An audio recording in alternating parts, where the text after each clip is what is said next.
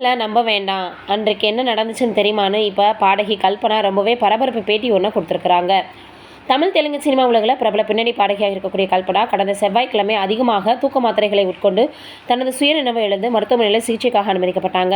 ஹைதராபாத்தில் இருக்கக்கூடிய அவங்களுடைய வீடு 2 நாட்களாக பூட்டப்பட்டிருந்ததாக கிடைக்கப்பெற்ற தகவலை அடுத்து போலீசார் அவரது வீட்டிற்கு சென்று பூட்டியிருந்த வீட்டில் இருந்து கல்பனாவை மீட்டு மருத்துவமனையில் சேர்த்தாங்க. அளவுக்கு அதிகமாக தூக்க மாத்திரை உட்கொண்டதால பாடகி கல்பனா தற்கொலைக்கு முயன்றிருக்கிறாங்கன்னு பல்வேறு செய்திகள் வெளியாச்சு. ஆனால் இதனை கல்பனா தரப்பு திட்டவட்டமாக மறுத்திருக்கிறாங்க. கல்பனாவினுடைய மகள் சொல்லும் பொழுது தன் அம்மாவுக்கு மன அழுத்தம் அதிகமாக இருக்குது, அதனால் மருத்துவர் பரிந்துரை செய்த மாத்திரையை தான் அவங்க அன்னைக்கு எடுத்துருக்கிறாங்க. ஆனால் அளவுக்கு அதிகமாக அவங்க எடுத்துகிட்டு இருந்தனால தான் இந்த பிரச்சனை ஏற்பட்டிருக்குன்னு சொல்லியிருந்தாங்க. இதையடுத்து மருத்துவமனை சிகிச்சையில் நலம் பெற பாடகி கல்பனா வீடியோ ஒன்றை வெளியிட்டிருக்கிறாங்க. அதில் நான் கல்பனா ராகவேந்தர், என்னை பற்றியும் என் கணவரை பற்றியும் வெளியில் ஒரு தவறான வதந்தி பரவி வருவதால் அதை விளக்க இந்த வீடியோ நான் பதிவிடுறேன்னு சொல்லியிருக்கிறாங்களாம். இந்த வயதில் PhD LLB இன்னும் நிறைய விஷயங்கள் படிச்சுட்ருக்கேன். மேலும் எனது இசைத்துறை மீதும் அதீத கவனம் வேலை செய்து வருகிறேன். இதனால் அதிக மன அழுத்தம் இருப்பதால் எனக்கு ரொம்ப வருடமாக தூக்கம் இல்லை. நான் இது தொடர்பாக மருத்துவரின் ஆலோசனையை பெற்றேன். அவர்கள் எனக்கு இன்சோம்னியா இருப்பதாக சொல்லி அதற்கான மருந்துகள் கொடுத்தாங்க. அன்றைய நாள் மருந்தின் அளவு அதிகமாக எடுத்துக்கிட்டதுனால எனக்கு இப்படி ஒரு பிரச்சனை வந்திருக்கு. என்னுடைய கணவர் வெளியூரில் தான் இருந்தார். என்னுடைய வாழ்க்கையில் எனக்கு கிடைத்த நல்ல விஷயம் பிரசாந்த் பிரபாகர் கணவராக கிடைச்சது. அதோட தயா பிரசாத் மகளாக கிடைச்சது. போலீஸ், மீடியா மற்றும் நான் நன்றாக இருக்க வேண்டும் நினைத்த அனைவருக்கும் நன்றின்னு அந்த வீடியோவில் இப்போ கல்பனா பதிவிட்டிருக்காங்க. ஆக மொத்தத்தில் அவங்களுக்கு டோஸ் எடுத்துக்கிட்டது தான் பிரச்சனை அப்படின்றது இப்போ தெளிவாக தெரிய வந்திருக்கு. இது ஒரு பக்கம் இருக்க, நடிகை சோனா அவர்கள் இப்போ தன்னுடைய அப்பாவை பற்றி பேசியிருக்கக்கூடிய விஷயம்தான் சமூக வலைதளங்களில் வைரலாகி வருது. தினமும் ஒரு பொம்பளை அப்பா கேரக்டரால் இப்படி நான் ஆயிட்டேன்னா அவங்க ரொம்பவே தன்னுடைய வாழ்க்கை நடந்த போராட்டங்களை பற்றி பேசியிருக்காங்க. சினிமா கரையில் உச்சத்தில் இருக்கும்போதே அரசியல் நுழைஞ்சிட்டார் விஜய். தமிழக வெற்றி கழகம் என்கிற கட்சியை துவங்கி அரசியல் வேலைகளை சுறுசுறுப்பாக நடத்தி வந்துட்டுருக்காங்க.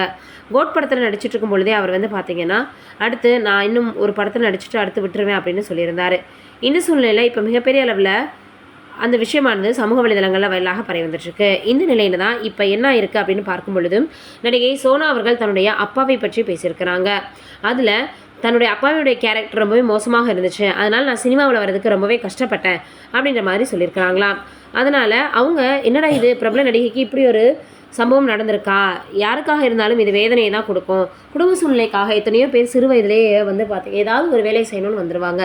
அது சினிமாவாக இருந்தாலும் சரி, இல்லை மற்ற விஷயங்களாக இருந்தாலும் சரி, அவங்க தங்களுடைய வாழ்க்கையில் பார்த்திங்கன்னா குடும்பத்தை பார்த்துக்கணும் அப்படின்ற கட்டாயம் ஏற்படும் பொழுது நிச்சயமாக என்ன வேலை அப்படின்றதெல்லாம் பார்க்குறது கிடையாது. குடும்பத்தினுடைய தேவைக்காக வறுமைக்காக வந்துடுவாங்க. அப்படி இப்போ நடிகை சோனா அவர்கள் பேசியிருக்கக்கூடிய இந்த விஷயம் என்னடா இது இப்படி இவங்க சொல்லிட்டாங்களே பொசுக்குன்னு அப்படின்னு எல்லோரும் சொல்லி வந்துட்டுருக்காங்க. நீங்கள் என்ன நினைக்கிறீங்கன்னு கமெண்ட்டில் சொல்லுங்கள். பாலர் இமானுக்கு இப்போ ஒரு சிக்கல் வந்திருக்கான். அந்த பதிவுகளுக்கு நான் பொறுப்பல்லன்னு அவரே வெளியிட்டிருக்கிறாரு ஒரு போஸ்டர். இசையமைப்பாளர் இமான் தன்னுடைய சமூக வலைதள பக்கத்தில் நீண்ட பதிவு ஒன்று வெளியிட்டிருக்காரு. அதில் தன்னுடைய எக்ஸ்தலத்தில் இருந்து வரக்கூடிய பதிவுகளுக்கு நான் பொறுப்பு இல்லை, என்ன நடந்ததுன்னு விரிவாக அவர் சொல்லியிருக்கிறாராம். இமான் பல ஹிட் பாடல்களை இசையமைத்து பலருடைய சோகங்களை மறக்க செஞ்சவர். இவருடைய பாடல்கள் எல்லாமே தனி ரகமாக இருக்குது. அப்படி அவருடைய பாடல்களை கேட்கும்போது ஒரு விதமான புத்துணர்வு பலருக்கும் ஏற்படும். அதே நேரத்தில் இசையமைப்பாளராக மட்டும் இல்லாமல் சமூக ஆர்வலராகவும் சேவைகள் செய்துட்ருக்காரு. தன்னால் முடிந்த அளவிற்கு பிறருக்கு உதவிகள் செய்திருக்கிறாரு. சமீபத்தில் தன்னுடைய பிறந்த நாளில் உடல் உறுப்பு தானம் செய்து பலருக்கும் விழிப்புணர்வு ஏற்படுத்தியிருக்கிறாரு. தான் உடல் உறுப்பு தானம் செய்ததால் தன்னுடைய மனைவியும் தன்னை போல முடிவெடுத்திருக்கிறாங்க. அதே போல் எங்களுடைய உறவினர்கள் பலரும் இந்த முடிவுக்கு பாராட்டு தெரிவிச்சிருக்கிறாங்க. அவர்களும் உடல் உறுப்பு தானம் செய்ய போகிறோம்னு சொல்லியிருக்கிறாங்கன்னு இமான் பகிர்ந்தார்.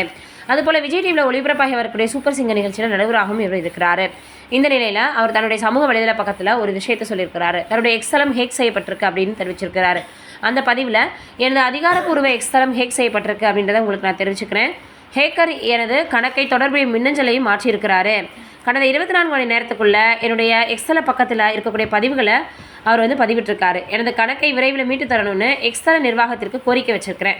நான் 20 ஆண்டுகளுக்கு மேலாக இசைத்துறையில் இருக்கிறதுனால பின் தொடர்புகளுடான தொடர்பு எனக்கு மிகவும் முக்கியமானது. அதுபோல் என்னுடைய சமூக வலைதள பக்கத்தில் இருந்து ஏதாவது பதிவுகள் வந்தால் அதை நீங்கள் பொருட்படுத்த வேண்டாம் அப்படின்னு இப்போ தெரிவிச்சிருக்கிறாரு. பிரபலத்துக்கே இப்படி ஒரு நிலைமையான எல்லோரும் சொல்லி வராங்க. இது ஒரு பக்கம் இருக்க. இதை பற்றி நீங்கள் என்ன நினைக்கிறீங்கன்னு கமெண்ட்டில் சொல்லுங்கள்.